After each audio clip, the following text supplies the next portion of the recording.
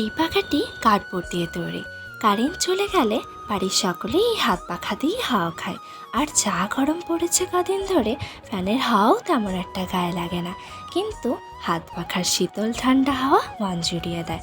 তবে যাই হোক না কেন, আমাদের গ্রাম বাংলায় কিন্তু প্রত্যেক বাড়িতেই হাত পাখার চলাচল এখনও রয়েছে।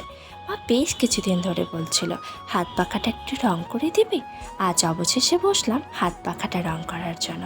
অ্যাক্রিলিক কালার দিয়ে প্রথমে লাল, কমলা, হলুদ কালার করে নিয়েছে। রং করে নেবার পরও পাখাটা কেমন ফাঁকা ফাঁকা লাগছিল, তাই সাদা ফেব্রিক দিয়ে নিজের পছন্দ মতো কলকা এঁকে নিয়েছে। তারপর সাইড দিয়ে লেস লাগিয়ে নিয়েছি। তোমরা দেখে বলো তো হাত পাখাটা আগের থেকে কেমন লাগছে। আজ এতটুকুই, দেখা হচ্ছে নতুন কোনো ভিডিওতে।